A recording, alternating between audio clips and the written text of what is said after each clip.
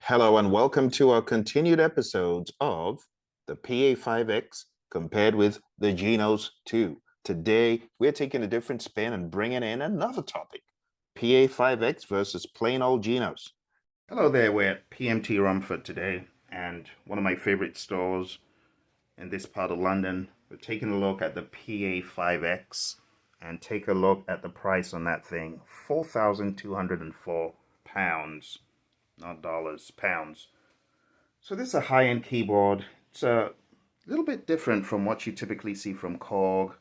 It's got this raised screen, which can elevate. You can bring it up or down. I like that about it.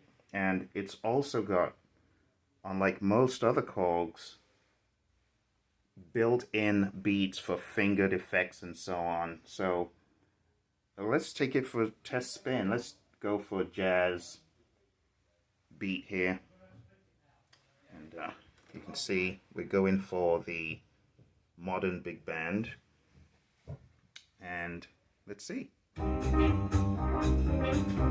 Let's check the intro out.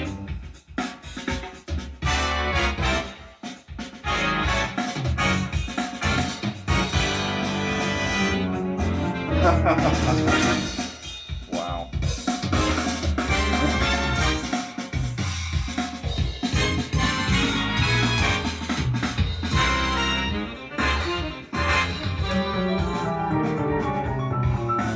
Bad, man.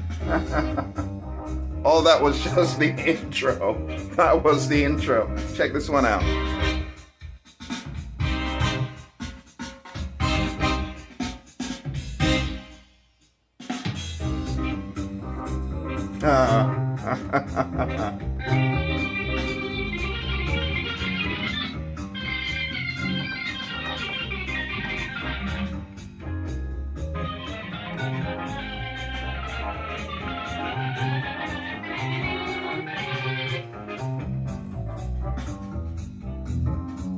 It's pretty bad, I tell you that. One more intro to check out.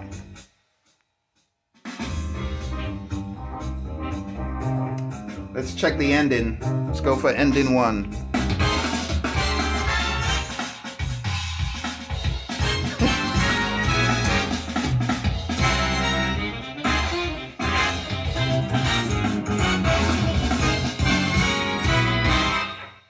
That's bad. That is really, really crazy. Let's check out another ending.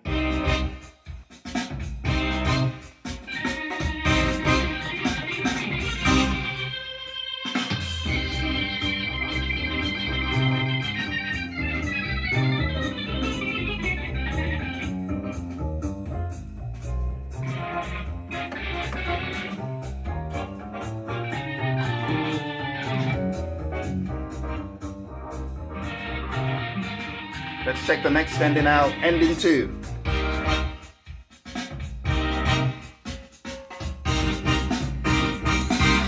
Oh dear.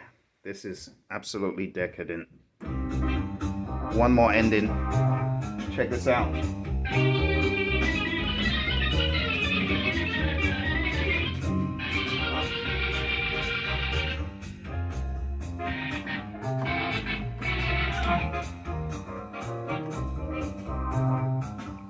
Last bar. All right, check this ending out now. You ready? Ending three. Not bad at all. PA5X. PA5X versus plain old Genos. Now, there's a very interesting video. I want to give a shout out to Justin and the people at ANC Hamilton for great coverage of this topic. This video allows us to see and hear what does it look and sound like when we compare the PA5X and something in the Genos family. What I have done is taken an AI approach for an enhanced summary of the YouTube comments on that particular video. So again, a shout out to the people at ANC Hamilton Musical Instruments channel. Huge shout out to Justin. Go support the channel. I'm going to put links below and watch the video, because hearing is believing. You're going to hear what Justin has done by juxtaposing in plain sight the instrument PA5X versus Genos, not even Genos 2. What you are going to hear will form your opinion. Many instances, I blindfolded myself listening to what he was playing, and I was able to detect which keyboard was which at least 90% of the time. I think it will be a brilliant exercise for those of you who have played both instruments or who are curious to know. But here's the summary, and you need to understand AI is great at sentiment analysis and understanding the general consensus of comments. So hundreds of rows of comments were taken and put into this review so that you will use this to form your opinion. Now, I really want to make it clear on this channel, we're all about respect. We're all about listening to both sides, or at least not putting people down. In the previous videos, there were a couple of comments that were unsavory. I would love you to just comment on the keyboard, comment on what you're hearing, but don't resort to personal attacks to pass across your point. It's okay for people to not agree with each other. That's why we're in a diverse world. So let's respect each other's opinions. First of all, this video presented some general praise in the comment section. Many commenters praised the demonstration and found both keyboards impressive. Users appreciated the detailed comparison and the effort from Justin to put all of that stuff together. What a great video. Please check out the video for yourself. I'm going to put it in the links below. There were Korg preferences. You know, AI is great at sentiment analysis, and AI was able to glean that some users expressed a preference for the Korg PA5X, cited its better rhythm section, realistic sounds, and superior styles. The comments highlighted Korg's strengths in sound modification and its robust feature set. Now, honestly, that is one thing you cannot take away from Korg, the ability to synth and morph sounds with you as the controller on top of what it has originally presented. The sound control, that you got to give it to Korg. Several users found Korg sounds to be more dynamic and clear. Let's talk about the Yamaha preferences that were apparent from the video. A significant number of comments favored the Yamaha Genos, praising its clear, rich, and natural sound. Users appreciated the quality of Genos' acoustic sounds and its overall realism. Many found the Genos to be more expressive and better in terms of sound articulation. Let's talk about the negative feedback in this video. The general criticisms from AI, remember, hundreds of rows. A few commenters felt that both keyboards, despite their features, were overpriced and not significantly better than their predecessors. Some users were disappointed with specific sounds or features on both keyboards. Korg in particular had its criticisms. Certain comments mentioned that Korg sound could be overly synthetic and lacking in natural essence. Bear in mind, none of these comments are from the videos that I have put out within the past week. These are all from ANC Hamilton's video about the Genos versus the PA5X. A few users noted issues with sound dynamics and control of the Korg PA5X. Yamaha criticisms. Some users criticized the Yamaha Genos for its lack of innovation over time and the need for better keyboard features. Now, when it comes to this, I have to agree with what AI has gleaned from the general consensus in this video. Indeed, I feel this is a rather lazy approach, and it can be a lot better if they were able to glean some of the functionalities, the bells and whistles, and the additional thought and intentionality that Korg put into the PA5X. That you got to give to the Korg folks. This is not good enough. Now, this is Genos. Remember, even though the image shows two, we're talking about the plain old Genos. There have been improvements, but still, are those improvements enough compared to the PA5X? And I would like to wager that it's not enough. There's functionality and there's sound. When it comes to the functionalities and the features, I feel Yamaha could stretch a little bit more, even in the Genos 2, from what I've seen. There were mentions of the Genos being outdated compared to newer models like the Korg PA5X. So for those of you who are on that timeline, that exploration timeline, understand that the Genos is a lot older than the Genos 2. And that is what was pitted against the PA5X. But it still held its own to some degree. Mixed opinions, personal preferences. Many comments reflected personal preferences, stating that both keyboards have their own strengths and weaknesses. Users often mentioned owning and enjoying keyboards from both brands over the years. Just like me, I had a Korg SP200. I have still a Korg Trident. I also have a Motif XF8 and I have a DGX 670. And both brands have great things about them. There's always room for exploration and improvement. And that's the entire theme from these videos. When it comes to sound quality and features, while some users found Korg sound quality superior, others felt that Yamaha's sounds were more authentic and better integrated. Comments often reflected individual use cases, such as studio recording versus live performances, influencing their preferences. General consensus. The overall consensus is that both keyboards are excellent in their own right, with individual preferences playing a significant role in determining the better keyboard.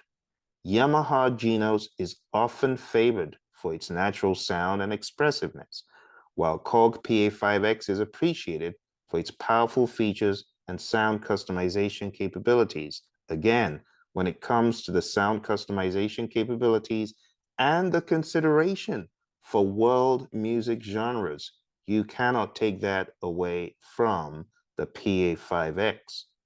Both brands have loyal followings, and many users express satisfaction with either choice depending on their specific needs and preferences.